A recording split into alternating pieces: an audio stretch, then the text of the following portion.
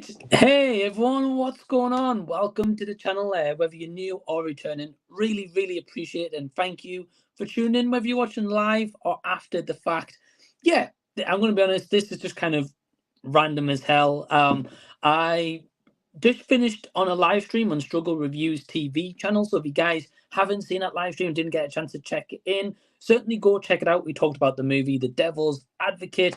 And that was an absolute blast. So definitely go check that out. And when I did finish in that live stream, I felt really invigorated, felt really just lovely to get back into the swing of things because a little video will be coming out soon to kind of explain a little bit about that. But anyway, for you guys who's watching live or after the fact, what do you think about the new background and setup and stuff? I actually just upgraded StreamYard as well. So just kind of got like my banner up there in the top right hand side, at least where I'm looking here, maybe a little bit different for you guys. And I've had a little background and stuff in there as well. So definitely looking to make some improvements here. And this is definitely like a really cool feature. So, hey, hope you guys are all doing well. Thank you for tuning in. Really appreciate it. And yeah, if you guys want to join this live stream, drop me a message on Facebook. I'll send you the link. And yeah, just come hop on. Let's have a chat and let's just talk about anything and everything. First up, we've got the viewer, Drew. So, hey, Drew, hope you're doing well, my friend. He says, hey, everyone, what's up? Hey, Drew, I hope you're doing well, and thank you for tuning in. We've got the legend, Justin. Hey, Justin from his channel, JJ Lomas Entertainment. What's up, Mike? Yeah, hey, man, I'm doing well. Hope you are too, Justin. It's been a while, so hope you're doing good, my friend, and good to see you here too. And Drew says, good news, I saw the holdovers over the weekend. Awesome, man. I hope you had a good time with the movie. Let me know your thoughts on it as well if you're still watching, Drew. Yeah, in terms of the holdovers, I don't think it's been released here in the UK. I might be mistaken. Definitely, please correct me if I'm wrong. But yeah, I've heard kind of bits and pieces about it, but nothing where people didn't like the movie or anything, which is good, which is obviously awesome. So yeah, Drew, if you're still watching, let me know your thoughts. And I hope you enjoyed it. Hey, Jackson, how you doing? He says, hey, Mike, how's it going? Yeah, Jackson from Horse 2 Cinema, awesome guy. Definitely go check out his channel. And also Drew and JJ Lomas Entertainment as well, if you already haven't. But yeah, really great guy. So, hey, Jackson, doing well, my friend. Hope you are too. And thank you for tuning in. Hope you're doing well and hope your studies are going good as well. Just a second. I always forget when I'm on a live stream by myself. I really need to take a water because I talk pretty quick. But yeah, Justin saying, yeah, man, just playing a new Star Wars game. Awesome. I'm glad you're doing well, Justin. And I've not got to the new Star Wars game yet, but I've heard good things. So I'm hoping you're enjoying it. It says, most anticipated movie for the remainder of the year. That's a good question. So hold on, let's see. So Napoleon's out at the moment. I've not seen it yet. I think Poor Things is January here in the UK, so that obviously can't be for the remainder of the year. So yeah, we've got Napoleon.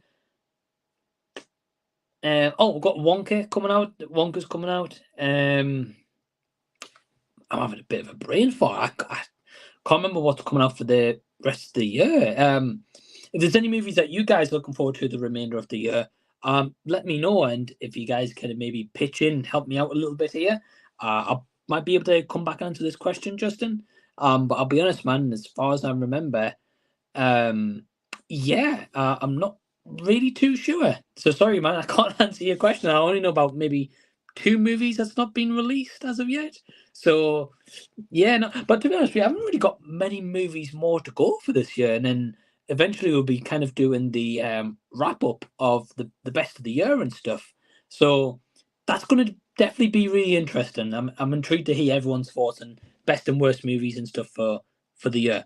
Hold on, Justin's coming again. Sorry, Justin. It says Godzilla.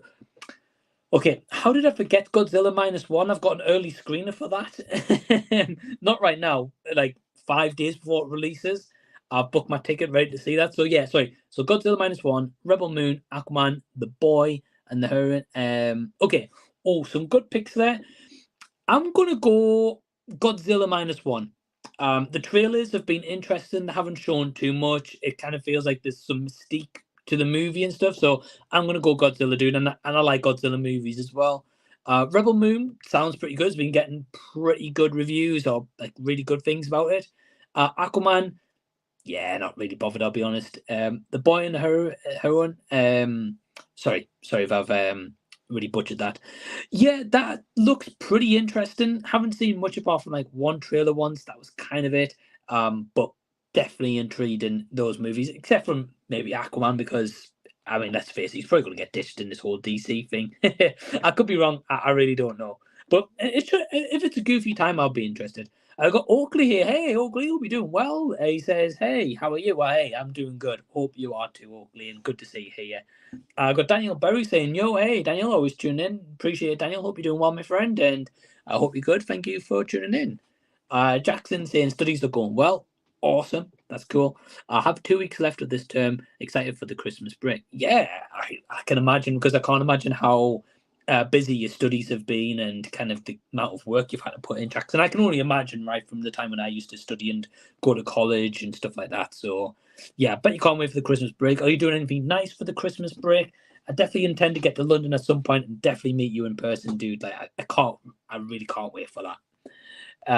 We've got the Movie Tree podcast. Hey, hope you guys doing well. He says, hey, Mike. Hey, hope you're doing good. What are your thoughts on the new Karate Kid movie announcement? So this is an interesting one. Originally, I think I was actually going to do like a little late live stream at some point to discuss this with like Rashad G Reviews and Anthony A. Perez, possibly Big Rob Theory and maybe Jamie Lee in the front row. But I'm not sure if that will come to fruition. So I'll kind of answer it here. I'm intrigued. Of course, I love the original Karate Kid movies. The new Karate Kid, of course, Hilary Swank, not great, but it still had Mr. Miyagi and, of course, Pat Morita. So, still honour it. And I think with Cobra Kai kind of just elevating those original movies, they'll just make that movie look like a masterpiece, so to say. So, definitely intrigued. In terms of Jackie Chan, I'll be honest, at first I wasn't on board. If you go back to like Anthony Perez's live stream where I joined him for that, I did say on there I wasn't really on board with the idea. But when I saw that kind of teaser trailer, I thought, oh, actually, this could work, depending on the story that they go for. I think it'll be interesting who they cast as the Karate Kid. I hope they kind of don't do like a recycled story, so to say, of like the original Karate Kid, then a little bit of what they did with the Jackie Chan years. That was kind of like a recycled kind of story, just to obviously make like mixed element of like the martial arts in it. And I hope they just kind of bring something fresh and different, something that makes sense. If it honors Cobra Kai, if it acknowledges it, or it just focuses on just the main 4 Karate Kid movies and then the Jackie Chan one. I'm definitely intrigued. Maybe a trailer before I kind of make my full mind up. But yeah, I can't say it's utterly terrible, but hopefully it's good enough where it pays off and Sony have made the right decision in doing this and not just like a follow-on Cobra Kai movie. But we'll just have to wait and see. But what are your guys' thoughts on this? If you've seen this news, what do you think about the new Karate Kid? View Drew, hey Drew, he says, what do you... Sorry, guys. Who do you think have a better chance of winning the Best Actor? Cillian Murphy in Oppenheimer or Ryan Gosling in Barbie? That's a tough one because, of course, 2 different acting performances completely. Cillian Murphy giving like a really good serious performance and show that he can really be the main lead in a movie. I'm not saying that he can't anyway, but he really nailed it in that role, and I think he did great. Ryan Gosling was like one of the best things about Barbie and like the biggest standouts. He just went kind of nuts, crazy, just threw everything into it, and I'd say like everyone loved him. So it really depends what the Oscars are going for. If they want to be like, okay, let's give this to Barbie for like kind of the wackiness that Ryan Gosling went for, or do we give this to more of like, if you really compare the two, it's more of a cinematic experience, like the Oppenheimer and like the this big event that happened in that regard. Whereas Barbie was definitely a fun experience at the cinema, and of course they both made great money, which I'm really glad that they did. But if you look at the 2 grand scale big pictures of those movies, Oppenheimer is probably the one where you're going to be like, oh wow, that's like a big event, so to say. So it really depends. If I'm going to guess, I would have to go Cillian Murphy. I would probably prefer Ryan Gosling, but I think Cillian would have more of a nomination. But what about you guys? Jackson says, I'm mainly looking forward to Aquaman 2. Oh, wow. Okay, cool. And then some of the film festivals like Poor Things, The Boy and Heron, etc. Yeah, completely understandable. I really can't wait for Poor Things. I've heard it's crazy. I've heard it's really out there, and I'm definitely on board to check it out and give it a chance. If you guys don't know, I absolutely love Emma Stone. So anything that woman is in, I am there. And she's a fantastic actress anyway. But yeah, I'm looking forward to Poor Things. I think it's January cinema release here in the UK. I think America's already had it. It's probably out in physical media in America. But yeah, Aquaman 2 I think will just be a fun enough time. The first one's a fun enough movie, so definitely intrigued to see what the sequel's got. But I will say this, the trailer that did release for Aquaman originally pretty much showed like plot beat where the movie's going to go. So I think kind of ruined it, but we just had to wait and see. But I hope you enjoy those movies, Jackson, when you get around to them, man. Oakley saying just subscribe to Hey Oakley. Well, thanks, man. After the stream, I will find your channel and I will subscribe to you as well. So thank you for subscribing. Really, really appreciate it, man. Really do. So thank you. Oakley saying can't go wrong with a Christmas break. Absolutely. You just need that time to refresh, wind down, take things as it goes, and just maybe spend time with friends and family and stuff as well. So yeah, not really surprising. I hope Jackson gets to make the most of the Christmas break as well. We've got Justin saying, yes, dude, I'm so interested. Absolutely. I haven't watched a single trailer for Godzilla yet. I always loved hearing your thoughts. And yeah, Aquaman I'm a little bit iffy on too. Yeah, so I mean Godzilla, it looks cool. Like in the trailers, Justin, maybe don't go and watch in the trailers if you're gonna watch the movie. I'll be honest, the trailer doesn't really feel like it shows loads that happens. Of course, you're gonna get like kind of the odd pieces here and there, but it kind of has a bit mystique around it, and that's what I really like about it. Of course, Godzilla is just a fun movie normally anyway, so looking forward to that. Aquaman, yeah, I think a lot of people will be iffy on it because of the whole James Gunn DC announcement and where's this going to fit in? Is it going to fit in? Is it just kind of like the last of the throwaway movies before we reset everything? So it's kind of done a detriment to itself. But hey, oh, we never know. It might tie in, it may not. It may just be a fun ride. It may be a fun last outing for this remaining DC. I don't really know. But I'll still be there. I'm still definitely going to check it. Jackson saying, I'm going back to Colorado for the break. Oh, cool, man. Says, going to enjoy friends and family for a few weeks. Awesome. Well, Jackson, hope you have a great time. Definitely safe flight out as well when you leave for Colorado. And yeah, I don't blame you for spending Christmas time with your friends, family, especially as it's been a couple of months since you've seen them, and big change coming to London. So I really, really hope that you have a great Christmas, dude. And well, I hope everyone does as well. But Jackson, I really hope that you get home safe and have a great time with your friends and family, man. That's really, really awesome. And it's also nice that you got that break to do that. Oakley says, I break up 3 weeks on Wednesday. Wow, okay. Hey, that's awesome, Oakley. Have you got any nice plans for your break? Are you doing much? It'll definitely be nice from kind of your regular kind of, Monday to Friday, so to say. So, yeah, awesome to hear, Oakley. And I hope you're doing well as well.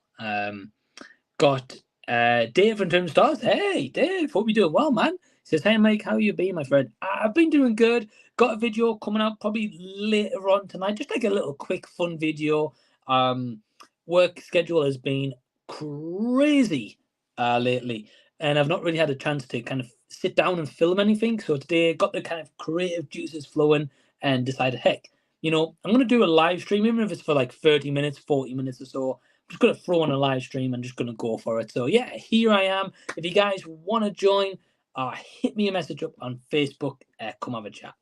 But yeah, Dave, hope you're doing well as well, my friend. Oakley says, I really like your background. Plan on getting and pop Funkos. Hey, well, thanks, Oakley. Really, really appreciate it. Yeah, so my background's just like kind of stuff that I love, like Lego and that. I love Lego. Got a lot of it. So I've got like a big piece here. Got a big piece right there as well. Got another like huge building to make, which will probably go where the bonsai tree is, and the bonsai will probably move elsewhere. The only thing is with those Lego, it takes me ages to build them because I've got a table here, and every time I'm reading the instructions, I'm like looking down like this, and every time I'm looking down like that, it really hurts my neck. So I can only build for like set amount and like long amount of times. But yeah, really love Lego. Pop Funkos, I've cut back a little bit on because I love collecting them, but they take so much room. And honestly, I kind of rearranged my bookshelves not too long ago, and I had to get rid of 2 shelves because I just haven't got the space because those Lego models. Yeah, like you guys can see this one here, right? So this goes from there all the way to the top of the case, which is up here, which you guys don't see on camera. It's huge. So yeah, it's not really ideal for space, but it's one of those things. So the backgrounds probably won't be changed for a little while unless I build my other Lego set, which will be going right there. So we'll just wait and see. Jackson says, finally caught up on Beau is Afraid last night. Yeah, Joaquin Phoenix, right? An Ari Aster movie. And it was something. Okay, that's what I thought. I appreciate what a brave vision it was more than I thought. It was really good, but it is a must-see. Yes, this is an interesting one. So Ari Aster, of course, has a bit of a divisive filmography so far for like early in the career. Of course, Hereditary and Midsommar. I prefer Midsommar over Hereditary personally. Beau was Afraid, I heard, was kind of too long for what it needed to be. I remember like Elliot from IMO Reviews reviewing it and saying, yeah, he really enjoyed like the first 2 parts of it, and then like the third part wasn't really huge on it, and it didn't really need to be that long. And I heard that from most people. But from what you're saying, Jackson, yeah, it sounded like one of those movies when I watched the trailer. I was like, wow, this is different. It's going for something different. It's going to be kind of like a bit of a unique tale. And I like that. And I appreciate that from any filmmaker trying to do something different. But it's one of those things, as you said, you appreciate that more than actually think it was like really good. So it's one of those I might try get to before the end of the year. I'll be honest, I'm not sure if I'll get a chance to, with a couple of things I've got lined up, especially the kind of like the Christmas special I normally do on the channel, which I'm hoping to do, but that might be kind of delayed, or maybe not happening this year. We'll wait and see. But either way, cool to hear your thoughts on Beau is Afraid. It's nice to hear like someone else's perspective on it as well. I like you saying here, Jackson, yeah, saying literally Beau is Afraid could have been like an hour shorter, but I appreciate what it's doing. Well, that's it, right? So I can appreciate an artist trying something different and trying out like a different movie, different style, stuff like that, and bringing a different story. But if the runtime's not justified, it kind of ruins that because, as you mentioned, if that was an hour shorter, probably would have had like attention spans of a lot more people, probably would have been like wrapped up a bit more nicely, and maybe more people would have checked that out. But I think when you got 3-hour movie, Joaquin Phoenix with Ari Aster, who already, if you don't like Midsommar Hereditary, you're probably not going to watch Beau is Afraid. And I think at the cinema, it kind of tanked. I might be wrong. Correct me if I am, but I don't think it did well at all. So it's one of those things you definitely appreciate it, but as you said, yeah, could have been a little bit shorter. Oakley saying, I honestly love Lego Gotslot. Hey, well, that's awesome, Oakley. Yeah, Lego's fun. Definitely kind of just nice, just chill out, so to say. What's your favorite Lego set that you own? Let me know. And he says, I lose the pieces all the time. Yeah, it's bound to happen. It's bound to happen. Even if you put it on the table or you got like a nice setup, whatever it is, Lego, it's one of those things. Always fidgety. You're always gonna lose pieces. It's guaranteed. But yeah, it's still cool that you get to build a Lego deal. That's really cool. Though, sorry, I can't speak tonight. Yeah, Jackson's saying, yeah, tanked. Oh, okay. Brought in 11 million on the 35 million affiliate. Sorry, 30. Sorry, guys. I've worked 11 hours today. It's been a long day. Yeah, it tanked. Brought in 11 million on a 35 million budget. Okay, now I can speak. That's a shame. That's a shame. And just a shame that the fact that not many people went out and go support. And I will be honest, I'm gutted I missed it in the cinema, at least trying to, support it in the cinema for like a ticket sale. But I think it's available on streaming now. Probably is. I'm assuming it is, Jackson, because you got to check it out as well. I think it's been out for some time. So I will check it out. But it's just a shame whenever a movie does flop really at the box office because it's still money. It's still money for that studio. It's still money in terms of, investing in something that could be like an original vision, like this maybe was for Ari Aster, or at least inspired by something. And then it like really flops. So then studios might be like, are we really going to fund his projects again if they're tanking like that? Possibly not. But yeah, man, one of those things. If you can't garner the audience interest, it's not going to happen. It's a shame. It's a shame, though. Oakley says, I've got the Harry Potter Chamber of Secrets. Massive fan of Harry Potter. Yeah, Harry Potter is really cool. Really watched all the movies, like all the movies, apart from Chamber of Secrets, probably the only one I don't like. Maybe a bit of a hot take there. Not that I don't like it, but I think it's the most kind of boring one, at least for me. But anyway, yeah, really like Harry Potter. Definitely intrigued to see what they're going to do with the TV revival. What they're doing. I wonder if it's going to be like 7 seasons for like one per book kind of thing, or they're maybe going to condense it down. We have to wait and see. Time will tell. But yeah, a lot of Harry Potter fans, and I definitely agree. Really, really cool. But really awesome to hear you got the Harry Potter Lego. Plenty of it as well, so it's definitely loads for you to collect. The viewer Drew asks, "What's a superhero movie you think is good, but the third act isn't as strong as the first 2 acts?" Oh, okay, that's a good question. You've got actually, Drew, that's a really good question, actually. So thanks for that. I'll be honest, I haven't really thought a lot about superhero movies lately, just because of the whole kind of thing what's going on with Marvel and stuff at the moment. DC's a bit all over the place as well. I will say, if I've got to pick a movie like really at the top of my head and be like, right, okay, the first 2 was kind of solid, and the third act kind of just blew it completely. I would probably say Ant-Man and the Wasp, the second one, I believe that's the title of it. I felt like they had, because don't get me wrong, the first Ant-Man movie is just a fun movie overall, at least in my opinion. You guys may disagree, and that's cool if you do. Let me know.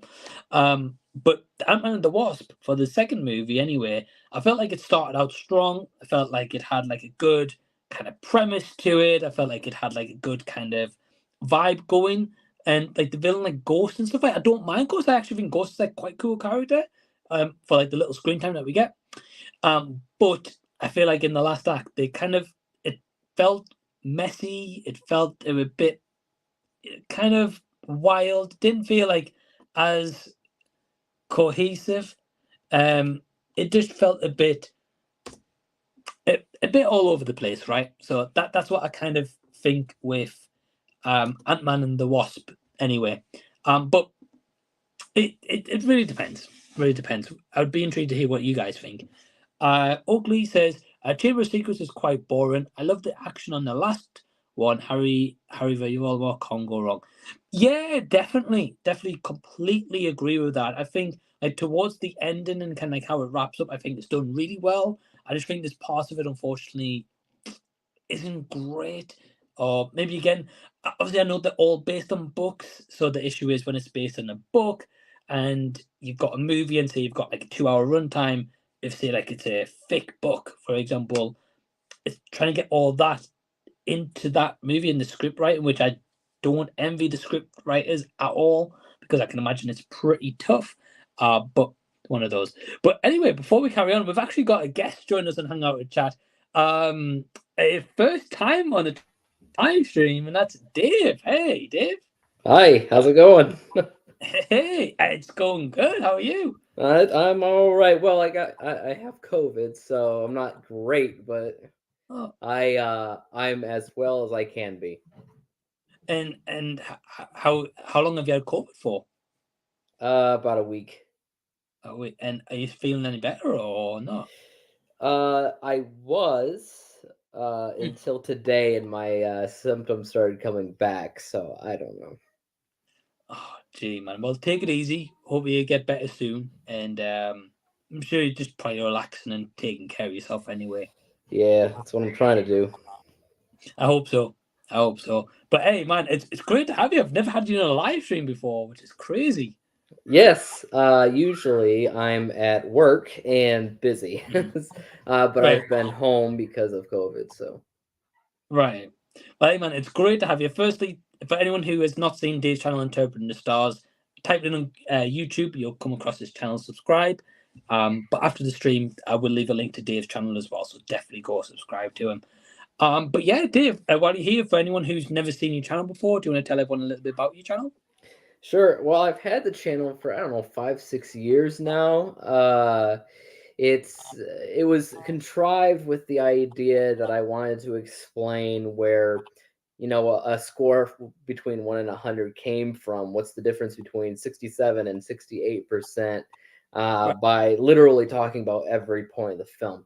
That has changed over the years as it's gotten a little bit more slack, and I've been able to, explain things a lot quicker. And now I have everything, which is my blog version. Right. Yeah, because I know recently you've kind of been changing it to interpreting everything. Yeah. Instead. And yeah, I really like your written reviews. I like how it comes. I mean, for anyone who doesn't know, kind of started my YouTube journey. I met Dave through Anthony Perez, and I remember, man, covering the Superman movies as well with you. It feels like a decade ago at this point. I'll be honest. Yeah, well, it does feel that long ago. I can't even remember all the things that we've discussed. I remember Superman the most, but we've also talked about quite a few other things like Jet Li movies. We have. Yeah, and some Captain America stuff. So yeah, there's quite a few different ones, and then we had Secret Same, of course. Secret. We did. Yeah. If anyone who doesn't know, I was in a movie made by this man right here. So you can check that on Dave's channel as well. Completely free as well on YouTube, which is awesome. And yeah, man, I mean, it's been a pleasure to get to know you anyway through YouTube. Yeah. But even through personal chats and stuff that we've had as well. It's been awesome, Yeah. Dave. And I'm sorry, Dave, for all the time that you've had me on your channel talk about Jet Li movies or Superman. I've had you on pretty much bad movies. Yeah, that's right. A bunch of terrible movies. Thanks for that. Yeah, Always appreciate it. Ouija Shark was the most recent example. Yes. And there was Ouija Shark too, but I haven't seen that yet. Right? Or has that even come out yet? I don't even know. I don't know, actually. That's a good point. I think may have dropped on streaming, maybe. Yeah. They probably didn't want people to know about it once it came out, Nah, probably not. I'm not surprised, I'll be honest. It can't be worse than the first one, surely. Yeah. Well, I don't know. Well, only one way to find out. Right. Yeah. Well, that's it. But yeah, definitely plan to get you on the channel again soon, Dave. I've got an idea to get you on for. Not this time, not a bad movie either. You'll be pleased to know. Good. I'm excited. A good movie. Oh, okay. Yeah. I'm treating you this time. Good. Oh, good. Hey, well, man, it's an absolute pleasure to have you, though. I was shocked when you messaged me. I was like, oh, wow, cool. Yeah, it's a free time, so. Hey, well, I appreciate it, Dave. Appreciate it. Oh, we've got some questions in chat. Dave, I actually want to throw this question over to you. Got asked by Drew before, saying, what's a superhero movie you think's good, but the third act isn't as strong as the first two?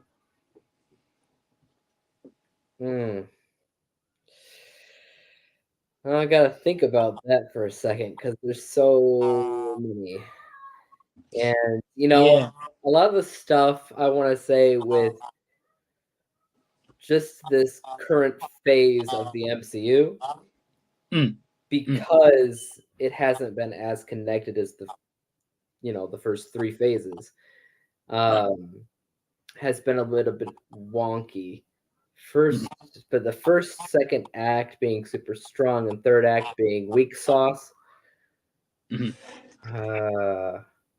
Gosh, I'm trying to think, and I'm coming up blank here because it's either like all good or like completely weak from the start. Right. I get that. Gosh, I'm trying to think of something, but I'm going.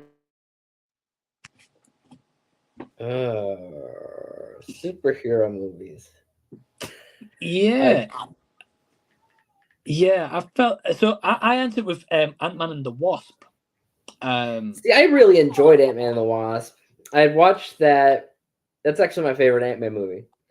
Well, I saw that in theater when I was driving truck, and I saw very little movies in theaters during that time. And I just remember pulling off in one city, and I was like, "What's in theater?" Oh, Ant-Man 2. And so I checked it out, and I had a good laugh with that from beginning to end. So I did. I enjoyed that a lot. It's actually the third one that I probably like the least. And that is just because there's so much going on. It felt like the entire thing was either CGI or on a green screen, and it took me out of it a little bit because of that. I agree. But the Wasp, I do enjoy that one to a degree here. Oh, but yeah. Third act. I got nothing, man. I'm sorry. It's all good. It's a good question, though. It is a good question. It's a hard one. To think of like top of your head, definitely. Yeah, but if I had like a list in front of me, I'll be like, oh yeah. Right. I mean, I always remember though, for anyone who doesn't know, so me and Dave talked, and like, say if a movie would come out to cinema and be like, "Oh, Dave, you're gonna check this out," and like for a while you didn't have a cinema close to you, right? It was like 100 miles from where you lived. Yeah, 100+ miles. If there's probably a couple a little bit closer, but movies that were not new or were in towns that couldn't afford blockbuster movies, so a lot of them were lesser known. But if you actually wanted to see movies that everybody was talking about, yes, you'd have to travel more than 100 miles away. I mean, if you did, there was also an IMAX too, if you wanted to. But here in town, no. But that changed recently. We have a new theater, and it's only got 3 screens at a time. Okay. But usually it's got the best movies that are out, which is good. Yeah. They wouldn't they wouldn't play Secret Seam though, I asked. Really? Yeah. Because they are contracted with, big Hollywood movies and or movies that get viral attention, kind of like that Christian movie that just came out not too long ago. Yeah, Sound of Freedom. Yep, that one. Sure. They had that playing for a long time actually. But yeah, this new theater, it's really nice because it's got reclining, heated seats, and everything. But I'm glad because I get to see movies again. Yeah, I mean, definitely, especially when it's that far out to a cinema. You're not gonna make that trip to go. Maybe once, couple of months, maybe at the push. It depends on the movie, but yeah. But now it's like 5 minutes away, so it's like, there you go. Yeah, because I think I saw it on your letterbox. You're like, I can't remember what movie it was. You're like, I saw on your letterbox. It was like, oh, I've got to see this in cinema. I was like, huh? I was like, did he make this 100-mile trip? I was like, wow, cool. I'm glad. Round trip. Right. No, yeah, I wouldn't have done that. No. No. But when they opened this one up, it was the first movie that I saw. Fast X, I think, was the first one that I saw in theater here. Wow. First one that I had seen in like, I don't know, 5 years. It was a long time. I think it was like the last movie that I saw was I want to say Ant-Man and the Wasp was the last movie that I saw basically in theater. Wow. And then Fast X. So it was like big gap. Definitely. That was huge. Yeah. But it's just a shame though, man, because like where you live, it's just such a shame that there was hardly no cinemas and that option's eliminated from you. Well, not just you, but the whole town, so to say. Oh yeah. Well, this is a small town. So this small town, it's the last to get things that everybody else has. Okay. When I moved up here, they were first opening a Meijer, superstore, and Meijer has been around everywhere else here in every other state. Anyways, it's kind of like opening Walmart, and it's like, they had just opened a Walmart not too long before that too. So like it's a small town. And have you found since they've opened this new cinema that it's been like busy all the time? Yeah, there's been quite a few times that I've gone and it's been sold out. And they have the kind where you can't you can walk in and buy tickets if it's not sold out. But it's one of those things where you get reserved seating Yeah, beforehand, which yeah. is nice because uh, the last thing you want to do is walk in there and have to break your neck to watch a Right. movie. So that's nice. Mhm. Rashad does. Yep. So, I'm oh not well. kidding, Dave. So when I went to Florida last year, we went with Perez and Rashad to see Pearl. Um, Row B in Pearl Yeah. the whole time, man. Like that, you know. I saw the last time I want to say that I saw a movie that close up was the third Lord of the Rings movie, Return of the King. Oh, Really long movie. yeah, yeah. The whole time. I Oh, don't recommend it. definitely not. Nah, especially not Yeah. during that long either. But Yeah, we almost walked out to get a new ticket just to come back at a later time so we can actually sit somewhere normal. We're like, nah, no, we'll be fine. Oh, no, no. it's an experience you'll never forget. Nope, I have not. Very true. Well, Dave, we've got a couple of comments going here. We've got Del Boy. So, hey, Del Boy. He says, hey, Mike, hope you're well. Enjoyed your recent cinema reviews. Keep up the good work. Hey, thanks, Del Boy. Yeah, I got to see Love Actually on the big screen the other day for the first time ever as well. Seen that movie.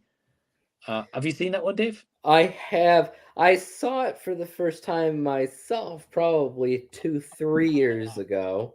Okay. I really enjoyed it. Yeah. It's a good one. It's a classic one as far as holiday themed films go. And Right. that's hard. It's hard to find because you're talking about a very big ensemble cast film, and I'm usually split down the line with those. But there's Yeah. just something about the chemistry between all these different characters that works so well. I agree. I agree. I think it's really well managed and it doesn't feel jarring at any Hmm. time or lost in the shuffle of these stories. And I agree with you about big casts as well in movies. I Hmm. feel like back then, because I didn't realize it was 20 years old, that movie, which is crazy. Yeah. Um, but I think in terms of, you're right, in terms of like modern holiday kind of classics, that's definitely probably up there Hmm. for Yeah. Christmas. But yeah, usually nowadays, if you get a big cast, it's just doesn't feel special really anymore. Yeah. Just feels more. I Yeah, it feels a lot of times when you see ensemble cast anything, it's like you're watching it and these people aren't like they don't feel like they're born for the roles or anything. They obviously feel Right. like the casting director saw it and they're like, "Well, we'll get these names in there because people know them. They'll get some butts and seats and we'll sell tickets." And that's I Yeah. guess it's fine depending on who you are. But it's definitely special when you watch a movie with a big cast and they all feel like it couldn't be anybody else but these people in these roles. Yeah. I believe that Love Actually is like that, and like Knives Out, that's another one. Hmm. Same idea there. I think Knives Out handles it pretty well.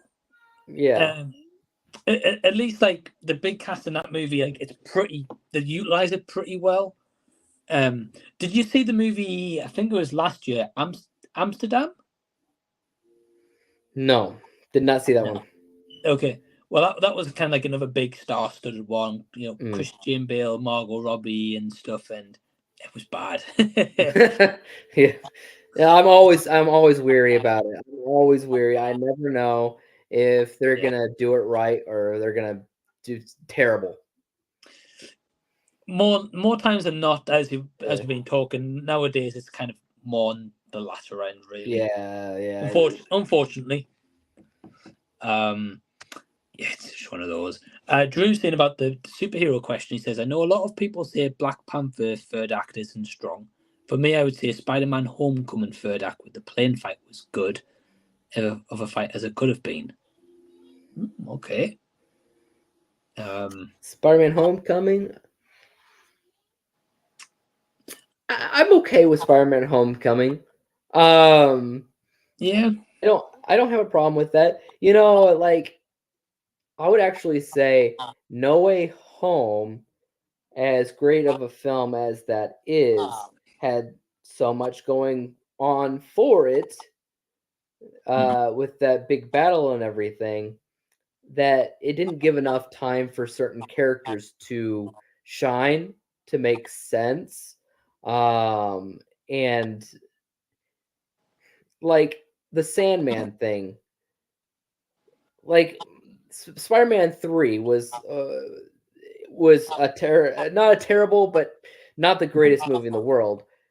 Right. But my favorite thing about Spider-Man 3 was Sandman and his journey and his growth and how he was such a human character with like human motivations, you know? Like he wasn't the greatest guy in the world to be around, but you understood him. And at the end of the movie, he became a good guy essentially. And spoiler alert. And with No Way Home, he was just like a villain again, and it's not really explained why. And that kind of that kind of perturbed me a little bit because I'm like, what happened to that? Yeah, I agree. I don't get it. So yeah, there's a couple things there that they could have had a little bit more time to flesh out. So at the end of No Way Home, little bit convoluted, just for nostalgia's sake, just for fan service sake. No, I agree. Yeah, I think the Sandman element, you're right. Spider-Man 3 is like a really good arc for that character, and you care about the story.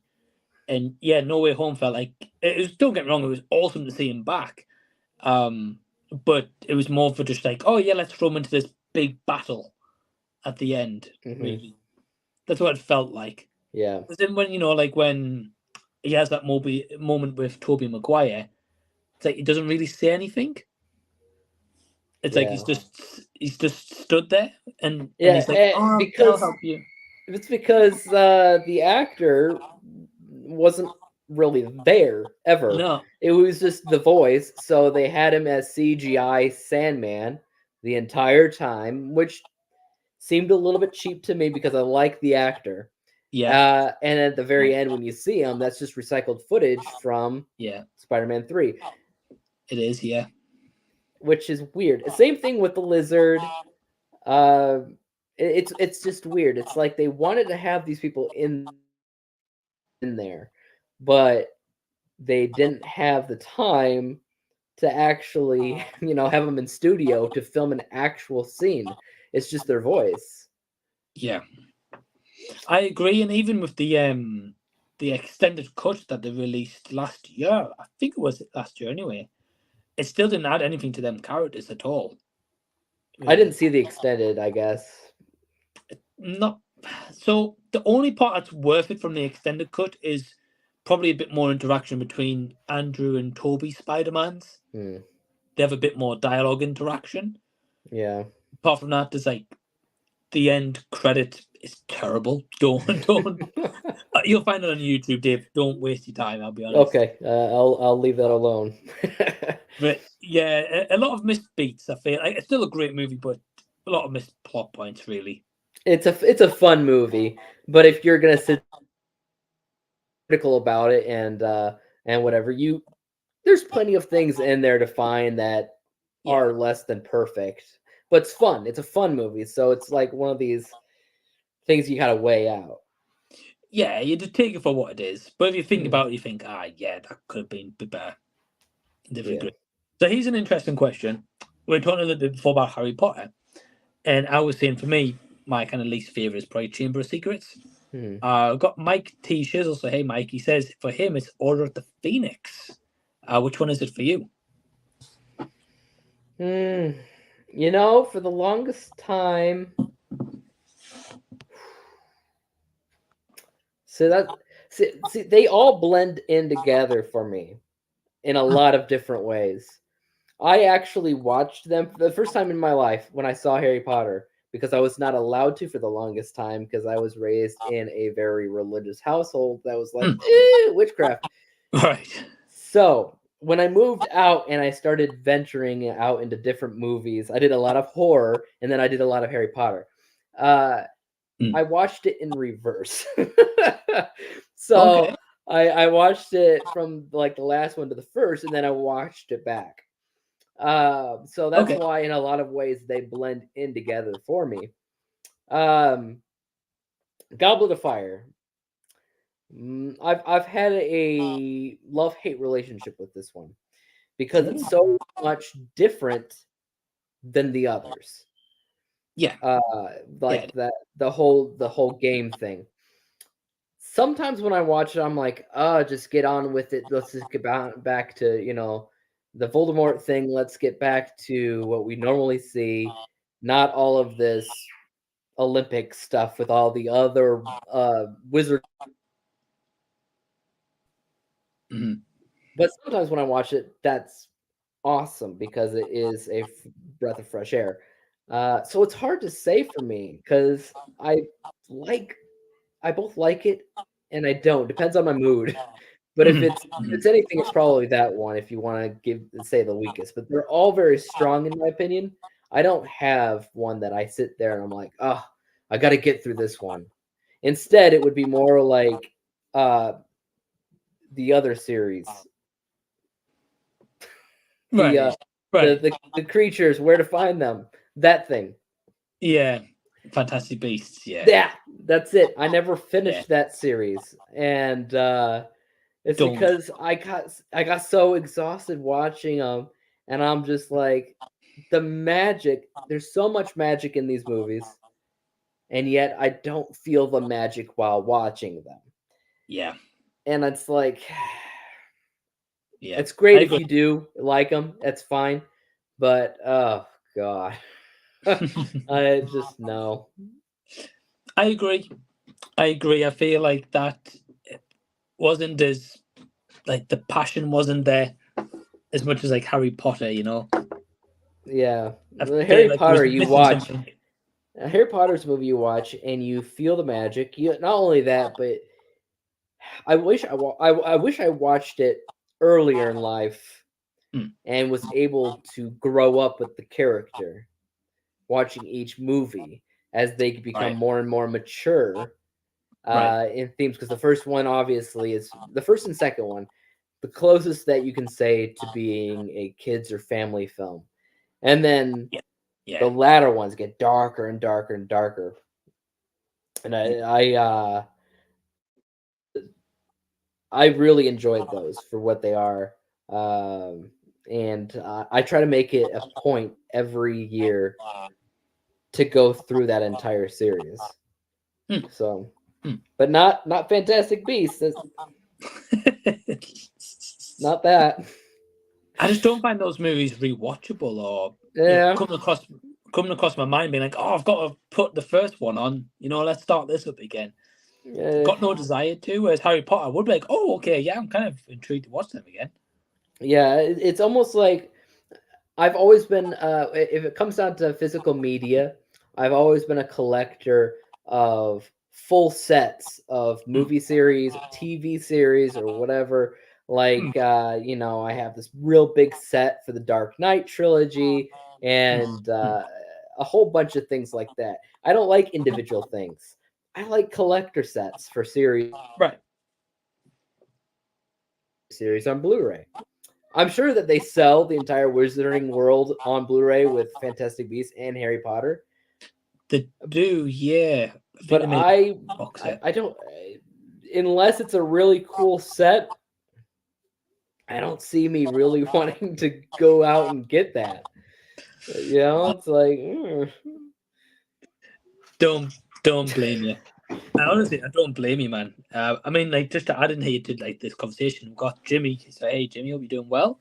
But he says about Harry Potter is one movie franchise that all the family will enjoy, from his youngest who's 7 to the grandparents who's 70s. Potter is enjoyable by all. Yeah, couldn't agree more. Couldn't agree more. As you said, Dave, the first two more specifically for maybe the younger ones. Oh yeah. It gets darker. But then again, you have to watch the first and second to really understand the foundation and the groundwork for what's to come. And Right. yeah, and they're good movies on there in their own right too. So like, yeah, how would you describe it? I would describe Harry Potter as a cultural phenomenon, like like the biggest series of all time: Star Wars, Lord of the Rings, Harry Potter. It's right up there. Like you just can't. It's one of those things I would describe it as, same as you, one of those things where if you asked anyone, have you heard of Harry Potter? Yes. Of course, even if you've never seen it, you know what it is. Yeah. You know, it's got theme parks, you know, about the whole thing. You can't avoid it. Yeah, you know, but like you got theme parks, you got like, I think in New York they built like a huge like 3-story store just on Harry Potter. And they've got like the Warner Brothers Studios, that's about the whole thing as well. And you don't get that if it's not a real big impact in movies. Definitely. Yeah. My brother, who's also a YouTuber, has never seen any of the Harry Potter movies, and he says that he does not plan to.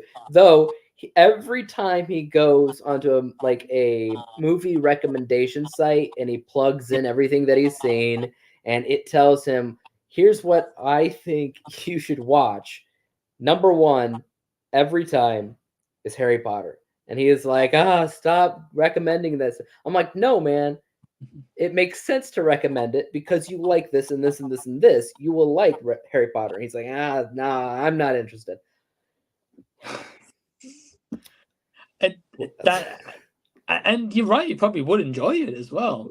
Yeah, it's just like he's missing out until you get, and they're like, oh wait, it actually is really good. It's just giving it a chance, though. You know, like for example, I know like Anthony and Perez and Rashad's covered on Anthony's channel, and Rashad's never seen them, and he doesn't get the hype at all for Harry Potter. But at least he's seen them. And at least at least you're open enough to it. Yeah. Right. Well, we've got an interesting kind of comment. So Jimmy Scott Street Guy saying, we went to Harry Potter Studios tour in London early this year. The whole family, 3 generations, 7 of us ranging from 7 to 70, which is cool. He adds, as was legitimate one of the best experiences of our lives. Don't doubt that for a single second. I believe it. And yeah, saying about being one of the best experiences. Yeah, I've heard great things. I'd love to go one day myself. It's just getting down to London. Yeah. And then I will. I'm glad you had a great time. Stuff with the Harry Potter world and stuff. It looks really cool. I don't know if I ever will, but it's definitely on my to-do list or my bucket list, if you will. Right. But who knows? I mean, definitely if you live near where they've got one of those attractions, you got to do it if you love Harry Potter. You got to do it. Got to experience it at some point. If you're nearby, of course. Yeah. But I'm glad you enjoyed it though, Jimmy. Like that sounds awesome, especially as you said, 3 generations and 7 of you guys. That's pretty cool. That's an experience in itself, really. Yeah. We've got Jason. Hey, Jason. He says, nice background. Yeah, thank you. Just kind of upgrade to StreamYard during the sale, so can actually add a background in now, which is pretty cool. Bit different. We've got Jackson. He says, have you guys watched When Evil Lurks yet? Might be horror the movie of the year for him. I've heard. Dave, have you seen this one? I've never even heard of it. No, I think it's Argentina horror. I might be wrong. Argentina. I think I mean it might be wrong, but I know it's a foreign horror movie anyway. And yeah, it's been getting like loads of rave reviews. Yeah, I've heard nothing but great things about it. Interesting. And they said Shutter, huh? It's on Shudder, yeah. Usually we get the screeners for everything Shutter, Yeah. but I don't know. I haven't checked. I haven't gone down that in a long time. Nah, so I remember when it first was like before it even got released at Fantastic Fest and the festival scene. Got a screener. Got sent a screener. I had it for like a day, then it like disappeared completely. It came back, then just disappeared again completely. So I didn't get a chance to check it out early. Sometimes, yeah, they get those windows of time to you. Usually it's longer than that, but Yeah. Yeah. So Jackson's saying, yeah, it's Argentinian. And he knew Noran loved it as well. And speaking of Noran saying, hey, Noran. And he said, yeah, it's on Shudder, absolutely nihilistic, really gory too. Oh, that's awesome. Yeah. Well, I'll try to find it. I'll try to see if I can't see it. Yeah, I've heard great things, Dave. So I definitely want to check it out. And I think, I say everyone's really loving it. So I think it might be one you enjoy as well. Got my brother Joe saying, just jumping in for a second to say hi. Well, hey, Joe, hope you're doing well. Thanks for tuning in. And I've got Jason saying the 2 stars of Secret Theme. Hey, there we go. There it is. Flint. Hey. Flint and Jonathan, guys, if you don't know, check it out on Dave's channel, Interpreting the Stars. The movie is for free. Go support Dave and the movie as well.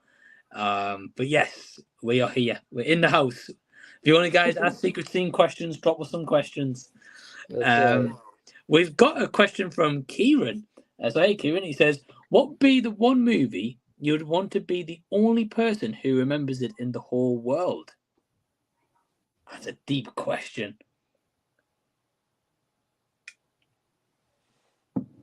Wow. The only person who remembers it. So everybody else has no idea what you're talking about.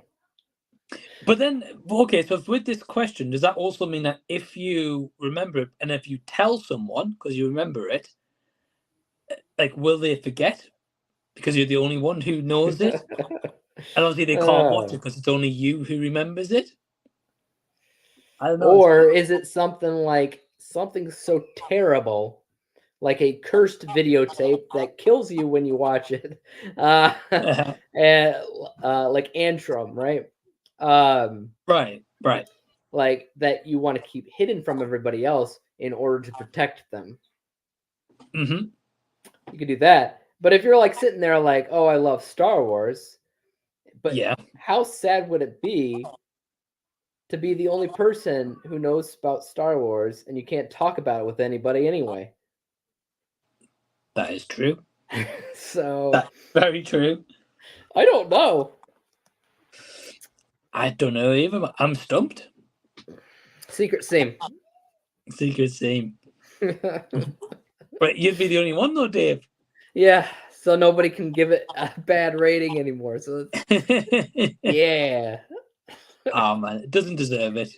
But yeah, man, it's a good question though. Have a think, Kieran. I'll come back to it. Del Boy's saying about the Marvel question about the third act. He says, for me, the Fantastic Four: Rise of the Silver Surfer offers an interesting start, but the middle and Galactus partial reveal at the end was a great letdown. It's been a long time since I've seen that. I cannot comment on that. I know that I rewatched the first Fantastic Four not too long ago for Cinematic Shuffle, but I never got around to rewatching Silver Surfer. I want to. I don't remember enough about the end to comment on that. Get you. Yeah, that's fair. I mean, like you, Dave, I haven't seen it in a good while. From what I remember, I do remember this kind of comment, like what Del Boy's made, kind of being true. But it's been such a long time, and I know the second one had like a lot of stuff going on in that movie anyway. Maybe a little bit too much. But cool to hear your thoughts on that, Del Boy, and what you think on that. Okay. Kieran's expanding. He says, no, they will remember it when you tell them. Question is inspired by the movie yesterday that came out 4 years ago, making you think on a Monday night. Movie yesterday with the Beatles? I'm guessing so. Yeah, I really enjoyed that movie. I own that one, yeah, because I really did enjoy that one. Me too. So to help them remember, you tell them about it. So in that case, I would probably be like, yeah, Star Wars, probably. Something that is a cultural phenomenon, um, a big movie. Mhm. Star Wars, gosh, some kind of older, like Spider-Man 2002. I don't know. A That's a big part of good my one. childhood, anyway. I mean, Yeah, yeah, it definitely. introduced me a lot to Spider-Man, and I don't know. I've always liked Toby in the role, so there you go. Hmm. Me too. I agree. I agree. That's a big part of my childhood as well. More so number two, I would say. Yeah. But probably Toy Story as well. I would say. Okay. Yeah. Definitely a unique movie. One of the ones that broke ground for animations in the 90s. Definitely, it's the first. What is it? The first fully CGI movie, I believe. Maybe. I don't want to say yes because I'm not fully sure, but I'm guessing so. I'm pretty sure. I remember reading that at Probably. least. But Because it must be. before that, the first fully CGI character in a movie, but still live action, was Casper. Yeah, So it's interesting, man. It's big change now. yeah, It's it's just about 30 years later, it's like everything CGI. So there you go. crazy how it started, though. We got a question from Jason. He says, "Do you remember any lines from the movie? Can we get a scene recreation?" Oh man. I mean, well, Dave wrote the whole thing, so Dave's bound to remember lines from the movie. Yeah, you're supposed to Um, say "Booyah." well, I, hold on. I think I kind of remember one, and this was one of the kind of first scenes. I'm playing a video game, Yep. and I'm like, I can't remember the first part, but I'm like, a game, like just a game, like this is the way of life, of life. You need to get You out more. You do know need to get that. out more. Yeah. I remember part of that. Just a game. Halo Infinite is a Just a way of game. life. Yeah. Of life. And I'm like, you need to get out more. That's fair. Yeah. If I knew the lines, if I had like the actual like script that Dave sent me there in front of me, I would do it. Yeah. In the future, maybe in the future, Jason, you'll see like a recreation of sorts. Yeah. Because it was fun. It was a fun time. I say I always remember, and I think well, Dave knows this anyway. But I sat down in my room 3 hours to record all my parts for that. That Uh, was it was something fun. else, especially you trying to transfer that to me. Trying to figure out the best way to do that was ridiculous, Nah, especially because you shot it in 4K 4K. as well, 4K HDR, whatever. And so we had to figure that because the file was like 3-4 times bigger than it normally would be for 3 hours long. And It took yeah, ages. that was fun. Combing through all of that. Oh yeah. Yeah, that was man. It was an experience. Jason says that's my favorite line, and he says I remember Mike calling Dave Morbius at one point. I think it was Morpheus. I think it was Morbius. Morpheus, like from Matrix. Yeah. Um, what are you doing now, Morpheus? I forget what it was. Why did you say that? Whatever. I don't know. Well, we've got a question here from, but appreciate the love, Jason. Del Boy's asking if you had the power to fly one director out to a desert island and leave them there so they can't make any more movies, who would it be? I'm not going to answer this one simply because if you guys haven't seen, I mean, I know Dave has. I recently on my channel I've started a series called like Five Things where I talk about 5 actors or actresses I've disliked recently. Are you doing a director? Yes. So Okay. I'm not going to answer that here. You have to wait to find out, Del Boy, in the video. Well, But what Dave, you you can could answer. do is you could say a close, one that doesn't make the list, but almost did. You could do that. No, I'm not going to give anything away. Okay, so for me, mine would probably be more of a hot take because there's not many directors out there that I look at and I'm specifically actively dislike their stuff, but there are a couple that come to mind that are incredibly a hot take. The first one, the main one probably would be Scorsese. Ooh, okay. And the reason being is he does a lot of gangster stuff, which I don't care for. He does a lot of really long movies, which again, I don't really care for.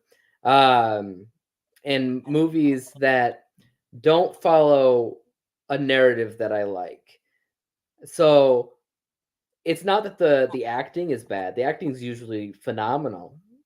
I just don't care for the story or really anything about the movies. Like nothing about those movies typically interests me in the least bit. Some of them I watch. It's just I straight up. Yeah, I mean, you're honest though, because I know you don't like gangster movies, and if he makes a lot of them, he's not going to be a director for you. Who? Like it's like saying like Scorsese is saying that Right. he's made quite a few gangster movies. You don't like gangster movies, so Right. well, just in general, not just him, but just in general, Right, in general as well. it's going to turn you off him. So it's understandable. Yeah, it's understandable. Who the freak it who the director, same thing with Godfather, but I won't say that because Francis Ford Coppola, yeah. is a very good director. Like when I watched with Rashad, when I watched all the Godfather films, like I'm not gonna sit there and say they're bad. Like are extremely well directed. It's one of those times where you watch it and you're like, you can't fault the director because if anybody else came in here and directed the same story, they just would not be able to do it.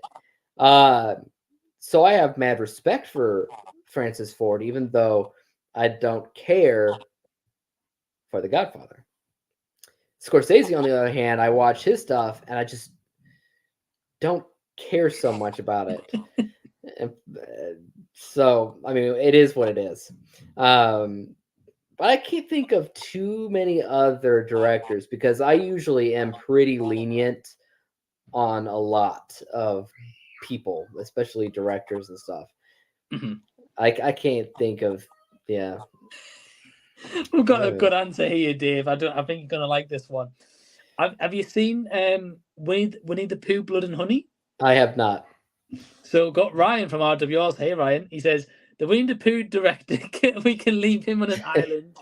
He may fire NATO. Fire NATO. Oh man, they're killing Tree and working on to ruin Peter Pan next. They're going to give us another Winnie the Pooh. Oh, no, I haven't seen that, but I did see Fire NATO. I did review that. Same. Not a great movie, but I had fun making fun of that movie. Like I had a good time, just like this is terrible, so bad that it's good in a way. I don't know, but no, I haven't seen any of the other ones. Mm-hmm. Though, what was I just saw an email screen for a screener for It's a Wonderful Knife. I've heard. Did you see that? I don't know who's making that, but it's like the same theme that I see with a lot of movies these days, where it's taking story or movie or idea and just turning it into a horror film. Yeah, I'm seeing that a lot. So I don't know who's making it, but we'll find that out. It's like the new craze, Yeah, it's like I mean, it's taking it's taking the whole thing where it's like, oh, there's no originality left in Hollywood, and it's giving unoriginality a twist and making it, oh well, it's okay if it's unoriginal because we're gonna do some genre swapping here, which is kind of interesting. It's a different take. Ryan saying Winnie the Pooh's on Peacock if you want to give it a try, Dave. Thanks. No, I think I'll not. I don't think I will. I didn't understand it. Like posters or whatever. It just looked like somebody wearing a costume. And not actually being the characters of Winnie and whatever. It's like people in costume just being inspired by Winnie the Pooh or something. And I didn't understand why what the point was of calling it that. It's not good. I don't care to see it. It's fine. Did it? There was that evil Grinch movie too. The mean one. Yeah. I didn't see that one either. I would love to know your thoughts on Winnie the Pooh, though, Dave. I bet you would. I really would. Jason's got two answers here. He says Dave Filoni is one he'd put in directors on an island, and also Rian Johnson as well. It's controversial, I guess. It's controversial for sure. I get in a way where you're coming from to an extent with Rian Johnson, Jason, but I don't think he's terrible. I like Knives Out. Yeah, Knives Out's really, really good. And what was the Star Wars one? Was it Last Jedi? Yeah, and I actually don't mind that one from Last Jedi has grown on me a lot over the years. It's a beautiful movie.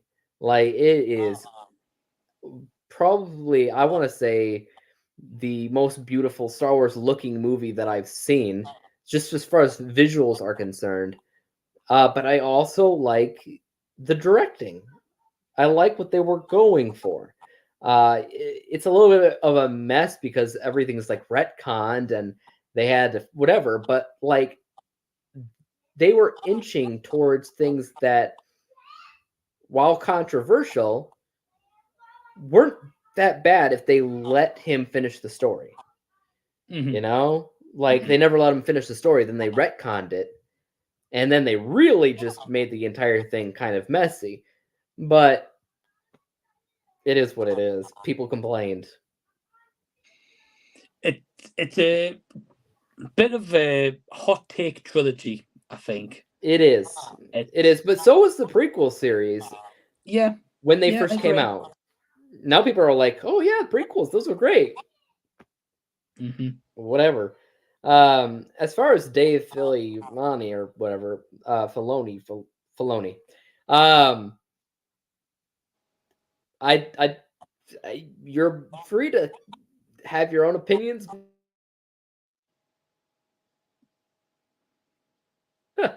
Nah, he's doing things for Star Wars that are spectacular. So I don't know. He's definitely done, I mean, he's doing a lot of series that have been really well received. I mean, some more than others, of course. But yeah, like Mandalorian's awesome.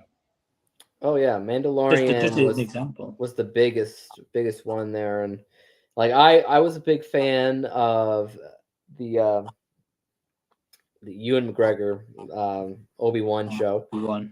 That was great, honestly.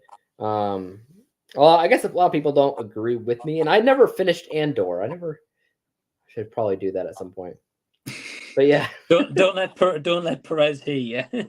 No, definitely not. Noran's adding here. Brick is a very underrated film by Rian Johnson. Brick.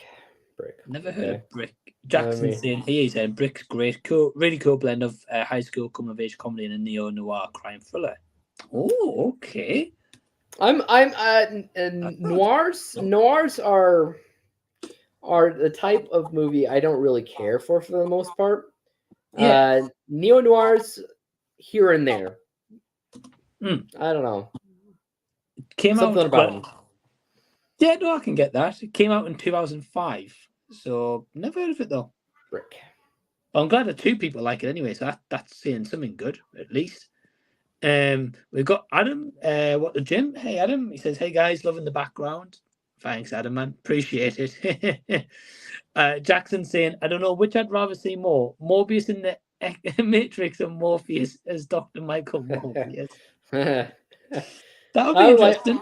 I would love to see Morbius in the Matrix. Yeah.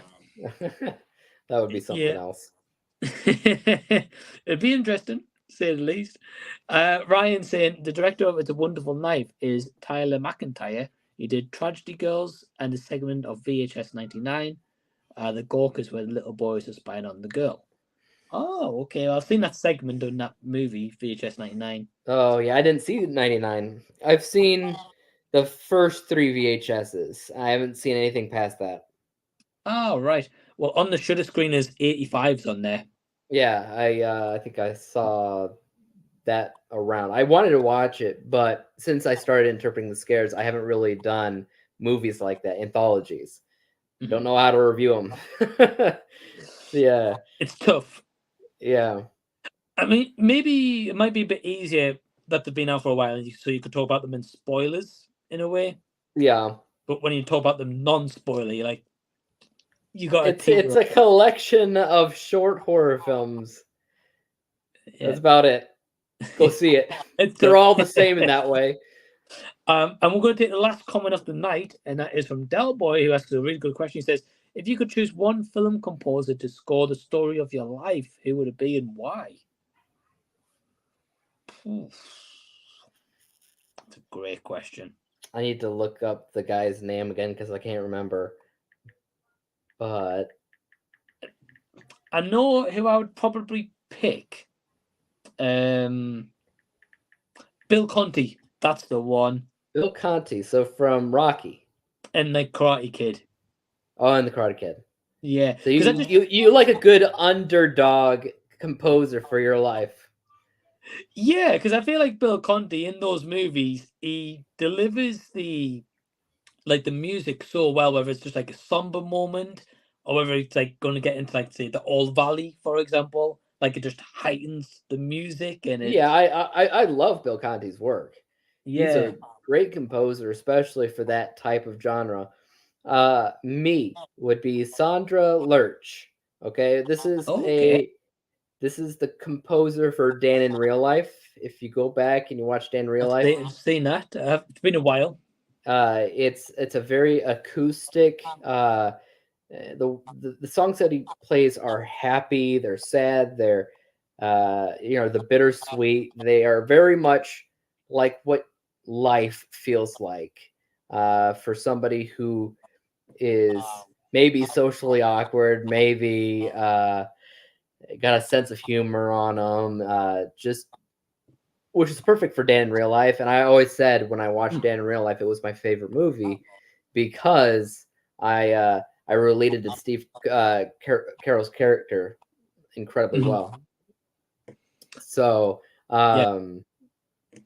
that music worked so well for that movie because of how that character interacted with the world and how he had his sense of humor and how he was awkward a lot. And so that is my answer. Sandra Lurch. Nice, man. Yeah, that's a great answer. And I remember seeing that movie a while ago and I really enjoyed it. It's been some time. So I definitely want to go back, rewatch it and listen to the soundtrack as well now. Then. Yeah, Disney Plus. I believe it's on. Cool. Well, I really remember liking it as well, so I definitely want to revisit it. Yeah, perfect. Yeah, great pick, man. Great pick. And I think that's like a really cool example, kind of like telling that music how life goes in a way. Mm-hmm. Yeah. I mean, don't get us wrong. Like for example, like a Bill Conti or whoever you pick, like James Newton Howard, or like Del Boy saying probably Lilo Schifrin, for example, which is Lilo Schifrin. How you say this name? Another great pick as well. There's moments in everyone's life where you have like a really high and then you have a really low moment, and you have like a coasting kind of through life moment and middle-age crisis when you hit that point at some point. Oh yeah. You know. Yeah. So it's interesting how the composer would play. I think it depends on your story though, as well. Like if you've got like, I'll be honest, if they made a life story of me, probably last an hour max. There's not There a you go. lot to really tell. But like someone who's had like a really, experienced kind of childhood, then adulthood, so to say, you Yeah. need like maybe an epic kind of soundtrack score, or maybe you need one bit more subtle. It's John Williams out there. Right, like a Star Wars level, yeah. Hans Zimmer. Yeah.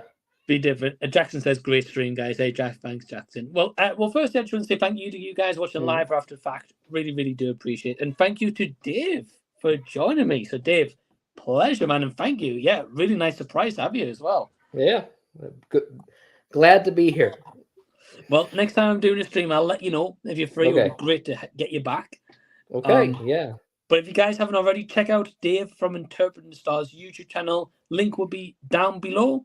Also, Secret Theme, the movie that Dave made and I was in. Check that out, Dave, the main star as well. Check that out. Great, Delboy saying great stream as well. Thank you, Delboy. And yeah, till next time, we will see you later. Bye, guys.